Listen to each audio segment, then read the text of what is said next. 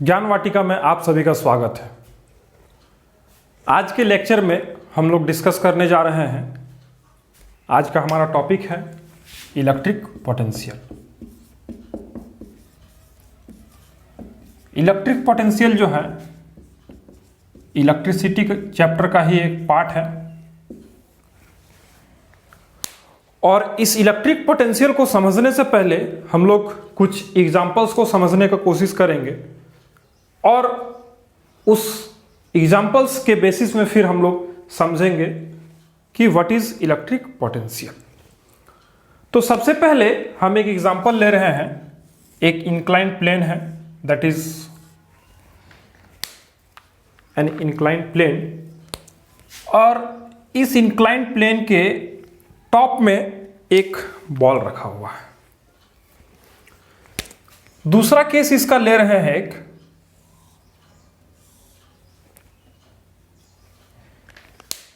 इस inclined plane के bottom में एक बॉल रखा हुआ है। This is case 1 and this is case 2।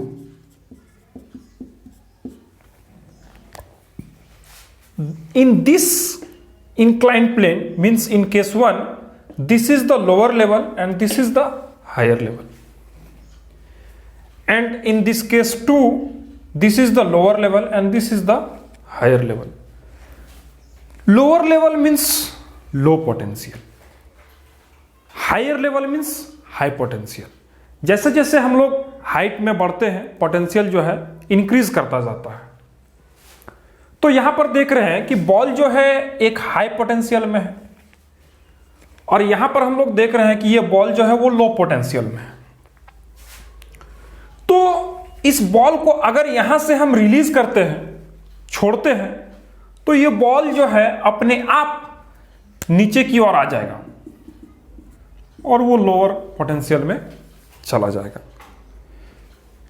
जबकि इस बॉल को अगर हम ऊपर की ओर ले जाना चाहें तो इसमें हमको एक अलग से वर्क डन करना पड़ेगा। मींस इस लोअर पोटेंशियल से अगर हमको हायर पोटेंशियल में बॉल को ले जाना है तो हमको वर्क करना पड़ेगा। कहने का मतलब है कि इस हायर पोटेंशियल से जब बॉल लोअर पोटेंशियल में आ रहा है तो यहां पर जो है हमको कोई वर्क करने का जरूरत नहीं पड़ रहा है, नो वर्क।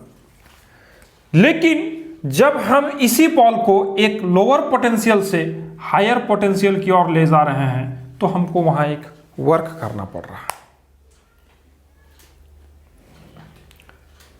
दूसरा एक एग्जांपल ले रहे हैं। दो बीकर ले रहे हैं हम।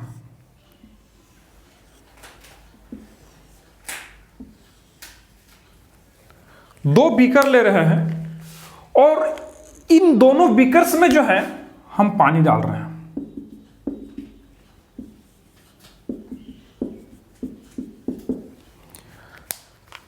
पानी डालने के बाद इसमें कुछ हम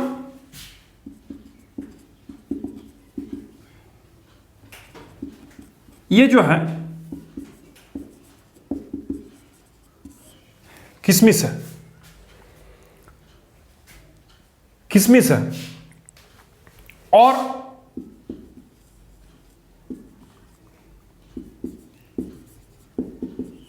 ये दूसरे वाले में भी किशमिश है। फर्क इतना है कि ये बीकर ए है, ये बीकर बी है।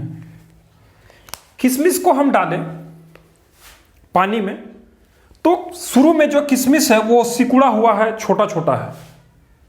लेकिन दूसरे वाले केस में हम क्या देख रहे हैं, थोड़ी देर बाद अगर उसको हम ऑब्जर्व करें, 1 घंटे 2 घंटे 4 घंटे बाद, तो हम देखेंगे कि ये किशमिश जो है फूल कर बड़ा हो गया है, मोटा हो गया है।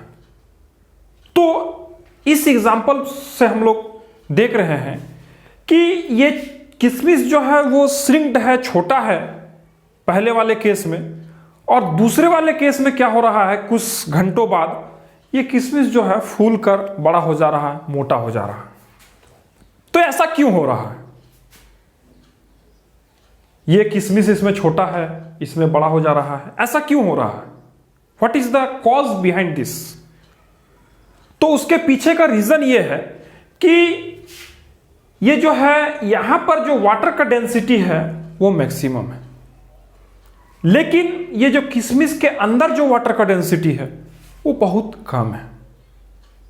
तो कहीं भी जब फ्लो करने का बात आता है, लिक्विड का फ्लो करने का बात आता है, तो वो एक हायर डेंसिटी से लोअर डेंसिटी की ओर फ्लो करता है, हायर डेंसिटी से लोअर डेंसिटी की ओर फ्लो करता है। इसीलिए यहां पर जो पानी उसका डेंसिटी बहुत ज्यादा था, तो ये किशमिश में पानी का जो डेंसिटी था वो कम था, तो वो क्या हुआ, इस किशमिश के अंदर फ्लो कर गया, मींस लोअर डेंसिटी में वो जो है पानी उसमें फ्लो कर गया, जिसके कारण वहां भी पानी का डेंसिटी बढ़ गया और किशमिश फूल कर मोटा हो गया। तो ये दोनों एग्जाम्पल्स के माध्यम से हम लोग देख रहे हैं कि पहले वाले में देख रहे हैं कि जब हमको एक हायर पोटेंशियल से लोअर पोटेंशियल में जाने का जरूरत पड़ रहा है, उस समय हमको नो वर्क डन करना पड़ रहा है, और जब हमको एक लोअर पोटेंशियल से हायर पोटेंशियल में जाने का जरूरत पड़ रहा है, उस समय हमको वर्क करना पड़ रहा है। उसी प्रकार यहां पर जो फ्लो करने का अगर टेंडेंसी देखे तो फ्लो करने का टेंडेंसी क्या है कि हायर डेंसिटी से जो है वो लोअर डेंसिटी में वो फ्लो कर रहा है। यहां पर किशमिश में पानी का डेंसिटी कम है, पानी का डेंसिटी यहां ज्यादा है, तो यहां पर क्या हो रहा है, किशमिश थोड़ी देर बाद फूल कर बड़ा हो जा रहा है, तो वो लोअर डेंसिटी में जो है वो फ्लो कर गया।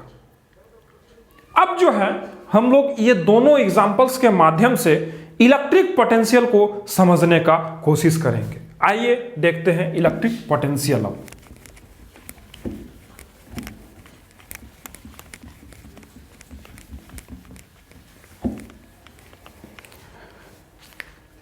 हम लोग दो पॉइंट कंसीडर कर रहे हैं, this is point A and this is point B. This is point A and this is point B. Let us consider a positive test charge.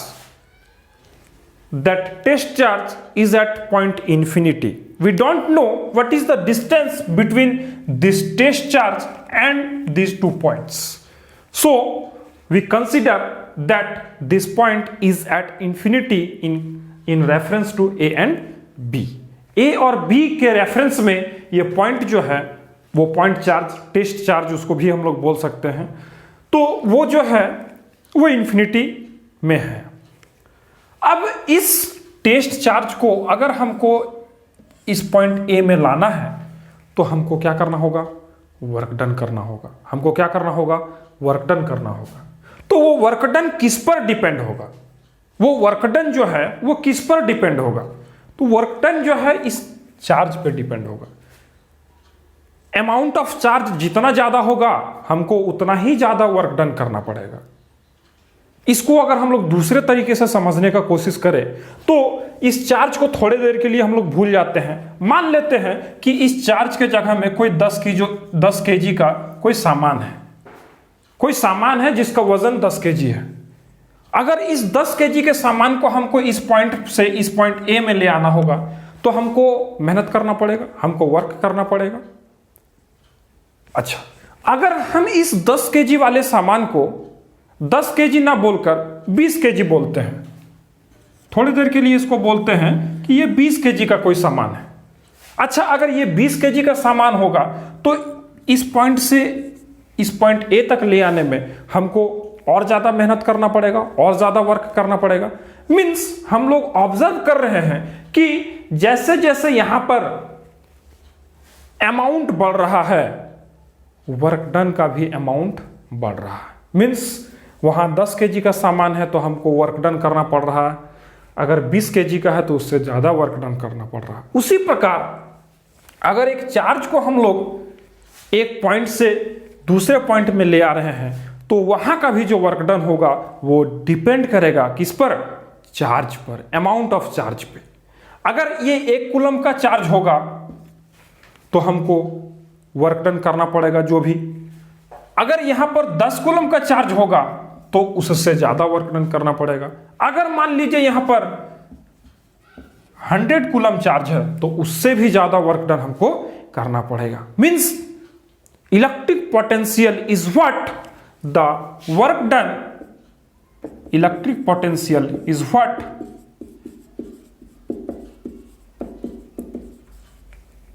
Electric potential is equals to what work done by amount of charge.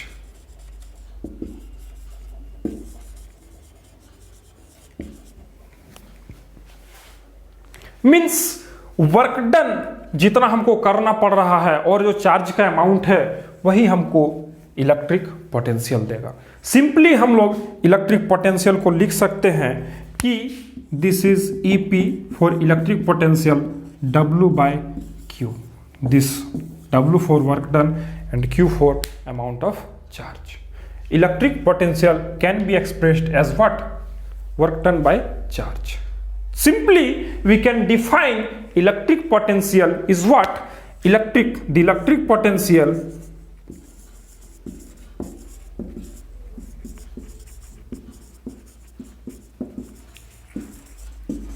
can be defined as the work done per unit charge. Electric potential can be defined as the work done per unit charge. हम लोग electric potential को simply define कर सकते हैं कि what is electric potential. Electric potential is nothing but the amount of electric potential is nothing but the work done per unit charge, but the work done per unit charge. Electric potential कुछ भी नहीं, क्या है वो? Work done per unit charge. तो इस lecture में हम लोग समझे व्हाट इज इलेक्ट्रिक पोटेंशियल। इसके अगले लेक्चर में हम लोग समझेंगे कि इलेक्ट्रिक पोटेंशियल डिफरेंस क्या होता है। और इस लेक्चर से रिलेटेड अगर आपके पास कोई क्वेश्चन या फिर कोई डाउट हो तो आप मुझे कमेंट बॉक्स पे कमेंट करके बताएं। तब तक के लिए टेक केयर, गुड बाय।